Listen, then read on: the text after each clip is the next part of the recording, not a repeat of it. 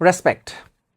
কিছু কিছু ম্যাচ শেষে 90 মিনিটসের ফুটবল ম্যাচ, সেটা এক্সট্রা টাইমেও যায়, বা আমরা ধরে নিই 90 মিনিটের ম্যাচ শেষে দুটো দলের খেলা দেখার পর আপনি যে দলেরই সমর্থক হন না কেন, আপনার ম্যাচ শেষে শুধু একটা শব্দই মাথায় আসবে, আমার তো মাথায় এসেছে রেসপেক্ট। সেটা হচ্ছে আজকে স্পেশালি কেপ ভার্দের প্রতি, মানে being an Argentine fan, Argentine crazy fan, আজকে কেপ ভার্দের জন্য খারাপ লেগেছে। আমি কনফেস করছি, স্পেশালি ওই যে পিচ্ছি ছেলেটা সিডনি লোপেজ, সে যে গোল করার পর গ্যালারিতে গেছে, প্রবাবলি তার গার্লফ্রেন্ড, আমি নট শিওর, তাকে খুঁজে পেতে, এবং ম্যাচ শেষে তার যে কান্না। And if you look at ভজিনিয়া, দেখেন আজকে আমি এই ম্যাচটা ভিডিও করছি, আর্জেন্টিনা ম্যাচ নিয়ে কথা না বলে আমি আসলে কেপ ভার্দেকে নিয়ে বেশি কথা চলে আসছে অটোমেটিক্যালি। বিকজ প্রথমত ফুটবলে অলওয়েজ যখন একটা বড় টিমের সঙ্গে ছোটো টিমের খেলা হয়, একটা সফট কর্নার থাকে ছোটো টিমের প্রতি, এটা আমার সবসময় হয়। Even against Argentina, Cape Verde আজকে যে ফুটবলটা খেলেছে, মানে একটা কথা আমরা সবসময় বলি স্পোর্টসে, যে আপনি খেলা জিতেছেন বা খেলা হেরেছেন কিন্তু হৃদয় জিতেছেন। সো আজকে আসলে সেটার একটা পারফেক্ট এক্সাম্পল। মানে আমরা যে কোনো সময় বাংলাদেশকে বলে দিই তারা হৃদয় জিতেছে ক্রিকেটে, কিন্তু অ্যাকচুয়ালি হৃদয় জেতা বলে এইটাকে কেপ ভার্দে, যখন আপনি আপনার হৃদয় উজাড় করে খেলেন, যখন you you you play with your hearts, এবং আজকে কেপ ভার্দে ঠিক সেটাই করেছে। মানে একটা ইম্পসিবল না, আপনি জাস্ট নর্মালি চিন্তা করেন, একটা বিশ্ব চ্যাম্পিয়ন টিম, তাদের সঙ্গে অফকোর্স আর্জেন্টিনা আজকে কী কী করেছে, খারাপ করেছে, কোথায় ভুল করেছে, সেসব নিয়ে তো আলোচনা হবে, কথা হবে, কিন্তু আপনি জাস্ট একটা মানে সোজা সাপটা দৃষ্টিভঙ্গিটা দেখেন যে আর্জেন্টিনা বিশ্ব চ্যাম্পিয়ন দল, তাদের সঙ্গে আপনি দুইবার ম্যাচে পিছিয়ে পড়ে দুইবার খেলায় ব্যাক করেছেন এবং ম্যাচটাকে পুশ করেছেন, লিমিট পুশ করেছেন যাতে তাদের সর্বোচ্চটা দিতে। আর্জেন্টিনার আজকে ধরুন it's like the quarter final against Netherlands, আমার ওরকম ফিল হচ্ছিল এই ম্যাচটাতে। শুধুমাত্র ওই ম্যাচের মারামারিটা এই ম্যাচে হয় নাই, বিকজ ওই যে রেসপেক্ট বোথ টিমের প্রতি, মানে দুইটা দলের প্রতি এত চমৎকার রেসপেক্ট বজায় রেখেছে পুরোটা ম্যাচে, এত ডিসিপ্লিন ফুটবল খেলেছে। এইরকম টেনশনের ম্যাচেও ফাউল হয়েছে অনেক, কিন্তু দেখেন পুরো ম্যাচে ইয়েলো কার্ড হয়েছে মোটে দুইটা, একটা তাও কেপ ভার্দে, একটা আর্জেন্টিনা।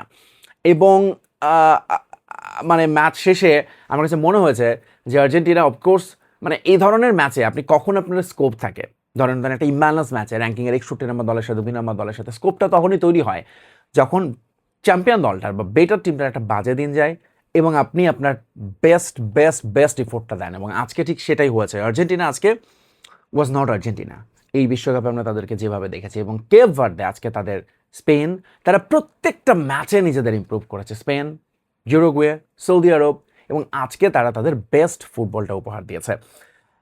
এই দলটার সবচেয়ে বেশি আমার মানে অফকোর্স ভজিনাকে নিয়ে কত কথা। এই ভজিনা 40,000 ফলোয়ার নিয়ে বিশ্বকাপ শুরু করলেন ইনস্টাগ্রামে, এখন তার ফলোয়ার অলমোস্ট 20 মিলিয়ন। আজকের ম্যাচের পর সেটা আরও ছাড়িয়ে যাবে, দ্যাটস ফর শিওর।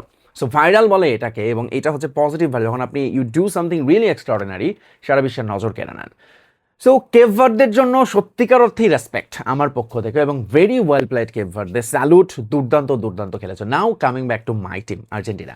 আচ্ছা, আর্জেন্টিনার আজকে প্রথমত অফকোর্স আর্জেন্টিনা শেষ পর্যন্ত জিতেছে বা জিতবে এরকম একটা বিশ্বাস ছিল, কিন্তু যেভাবে একটা সময় অবশ্য আই ওয়াজ প্রিপেয়ারিং, যখন খেলাটা টাই ব্রেকারে যাবে বলে মনে হচ্ছিল, 111 মিনিট পর্যন্ত যখন খেলার এই অবস্থা 2-2, তখন আমার মনে হচ্ছিল আচ্ছা খেলাটা তাহলে টাই ব্রেকারে, এবং টাই ব্রেকারে গেলে ভজিনা ইজ সামওয়ান, হ্যাঁ এমিলিয়ানো মার্টিনেজ আপনার হাতে আছে, বাট আপনার ভজিনা আছে অন্যদিকে, তার মানে হচ্ছে ইট বিকামস 50-50। এবং তখন আমার মনে হচ্ছিল আচ্ছা আর্জেন্টিনা যদি বিদায় নেয় হোয়াট উইল হ্যাপেন, এবং আর্জেন্টিনা বিদায় নেওয়ার পর আসলে আমাদের মানসিক প্রস্তুতিটা কেমন হতে পারে, একদম আজকে সেইটাও আমাদেরকে বুঝিয়ে দিয়ে গেছে কেপ ভার্দে। সো আর্জেন্টিনা আজকে অফকোর্স অনুমিত একাদশ নিয়ে শুরু করেছে আমি বলবো, কিন্তু আমি খুবই এক্সপেক্ট করছিলাম যে আলমাদার জায়গায় নিকো গঞ্জালেসকে দিয়ে স্টার্ট করাতে, বিকজ কেপ ভার্দে যে লো ব্লক খেলবে, ডিফেন্সিভ ফুটবল খেলবে, আপনি তাদের সঙ্গে যে এরিয়াল অ্যাটাকে যেতে হবে, লং বল খেলতে হবে, যেটা পরে স্কালোনি লিসান্দ্রোকে দিয়ে করিয়েছেন এবং সেখান থেকে সফলতা পেয়েছে আর্জেন্টিনা। সো সেই জায়গাটায় শুরুটা তিনি আলমাদাকে দিয়েই করেছেন, ওকে। এবং এবং সাবগুলো আজকে স্কালোনির সঙ্গে আপনি একমত হতে পারবেন না, কারণ হচ্ছে যে আপনার কাছে যেমন আমরা তো খুব ফুটবল বিশেষজ্ঞ, আমরা সবাই, তাই না, আমরা মনে করি আমরা কোচের চেয়ে বেশি বুঝি, কিন্তু ম্যাচ শেষে স্কালোনি ইজ রাইট এটাই আপনার মনে হবে, এবং আমার এক্স্যাক্টলি আজকে এই ফিলিংসটাই হচ্ছে। সরি, আমার খুবই মনে হচ্ছিল আচ্ছা স্কালোনি কেন লো সেলসোকে নামাচ্ছেন, স্কালোনি কেন মন্টিয়েলের বদলে মলিনাকেই নামাচ্ছে, ওই সময় কেন আরও একজন ডিফেন্ডার, কেন স্কালোনি আরেকটু ফরওয়ার্ড আরেকটু অ্যাটাকিংয়ে যাচ্ছেন না। Because Scaloni new, because Scaloni is Scaloni, he is the coach, he is the ultimate boss. And তার মাথায় মানে অফকোর্স মানে হি ক্যান সি আসলে কি হতে যাচ্ছে, কি হবে সামনে, এবং সেভাবেই তিনি তার সাবগুলো করিয়েছেন। সো আমি এই ম্যাচ শেষে আমি আসলে ক্রেডিটটা দিতে চাই স্কালোনিকেই। অফকোর্স আমরা ফ্যানরা অনেক কথা বলবো এই ম্যাচে, probably low also could better, এবং অফকোর্স আমাদের ভাই মোস্ট টেনশন এখন এই মুহূর্তে আলভারেজ এবং Martinez. What's wrong, what is happening with them, মানে তারা কেন মানে গোলে শটই নিতে পারতেছে না। সেই ঘুরে ফিরে লিওনেল মেসিকে যেতে হচ্ছে, সেই ঘুরে ফিরে লিওনেল মেসিকে মিডফিল্ড খুঁজে নিচ্ছে, লিওনেল মেসি ডি বক্সে ঢুকছেন, লিওনেল মেসি ডি বক্সের বাইরে থেকে শট নিচ্ছেন, লিওনেল মেসি ফ্রি কিক করছেন, মানে এভরিওয়ার ইজ মেসি। তাহলে আমাদের ফরওয়ার্ডের আলভারেজ, মার্টিনেজ, এই দুজনের আসলে কাজটা কি? দুজনই সমানভাবে ব্যর্থ হয়ে চলেছেন, দুজনই সমানভাবে ব্যর্থ হয়ে চলেছেন, যেটা আর্জেন্টিনার জন্য ভয়াবহ চিন্তার, ভয়াবহ চিন্তার। আজকে আপনি চিন্তা করেন কেপ ভার্দের, if they had a better finisher, এবং সেটা প্রবাবলি রন্য মোসালা থাকতে পারে, of course he is better finisher, এবং সামনে যত আগাবে আর্জেন্টিনা আরও এই রাস্তাগুলো আরও কঠিন হতে থাকবে। এবং আর্জেন্টিনার জন্য নকআউট ম্যাচে আমরা কখনো হারি না, আমরা খুব গর্বের সঙ্গে বলি যে 7 বছর ধরে আমরা অপরাজিত, 10টা ম্যাচ আমরা টানা জিতে চলেছি, বাট নকআউটে আর্জেন্টিনার অলওয়েজ এরকম বড় টেস্টই দিতে হচ্ছে। এবং আবারও যেটা বললাম, গ্রুপ পর্বের আর্জেন্টিনা, নকআউটের আর্জেন্টিনার মধ্যে আজকের খেলা, যেখানে কেপ ভার্দের খেলার গ্রাফ উপরে উঠেছে, আর্জেন্টিনার খেলার গ্রাফটা বরং সামান্য হলো নিচে নেমেছে, which is frustrating.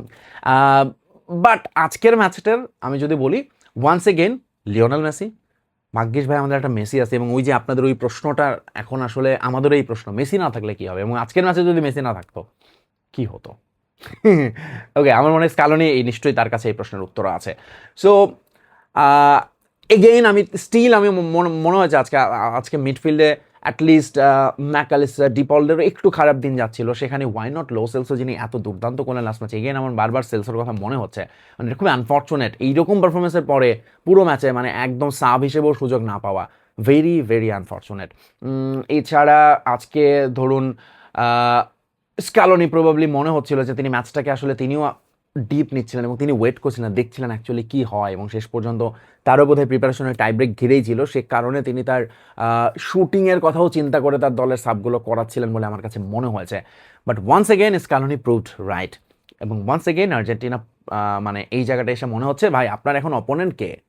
Let's say আমরা শুরু থেকে বিশ্বকাপে ফ্রান্সকে যদি আপনি দেখেন আপনার সামনে, তাদের পারফরমেন্স দেখলে তাদের সঙ্গে ম্যাচ করতে হলে 18-22-এর পর 26-এ ফ্রান্স যেভাবে এগোচ্ছে, যে গতিতে যাচ্ছে, আর্জেন্টিনাকেও সেই গতিতে যেতে হবে যদি তাদের সঙ্গে মোকাবেলা করতে হয় আর্জেন্টিনাকে। এবং সেই জায়গাটা আমার কাছে মনে হয়েছে আর্জেন্টিনা একটু পিছিয়ে আছে, specially after this match against Cape Verde. Once again all credit goes to Cape Verde. তারা আজকে মানে এই বিশ্বকাপের তো ধরুন আজকে আপনি যদি দেখেন গোলগুলোর কথা একটু না বললে না, লিওনেল মেসির গোলটা তো অসাধারণ, এবং প্রত্যেকটা গোলে অনেকটা সিমিলার অ্যাঙ্গেল থেকে হয়েছে, একদম কোনাকুনি, ডি বক্সের সামান্য বাইরে, এবং খুবই খুবই দুরূহ অ্যাঙ্গেল থেকে ফুটবলে এই গোলগুলো যেটা বলা হয়। স্পেশালি সিডনির গোলটা আমি মনে করি এই ওয়ার্ল্ড কাপের ওয়ান অফ দ্য ফাইনেস্ট গোল, কি দুর্দান্ত ফিনিশ করেছেন তিনি। এবং সেম গোজ উইথ লাস্টের গোলটা, যেটা আসলে রোমেরোরই আমার মনে হয় প্রাপ্য, ওটা যদিও অন গোল হিসেবে বলা হচ্ছে বার্গাসের, কিন্তু বাট স্টিল রোমেরো ওয়াজ দেয়ার। এবং রোমেরো যে কতটা ক্রুশাল তিনি, তার ফেরাটা, তার পুরো ফিট থাকাটা এবং তার ম্যাচ খেলাটা, এটা আজকে তিনি আবারও প্রমাণ করেছেন। রোমেরোর ওই হাইট, তার ফিটনেস এবং তার উপস্থিতি very very important for Scaloni. তাকে আসলে এই ইনজুরি ম্যানেজমেন্টটা নিয়ে আসলে চিন্তা করতে হচ্ছে।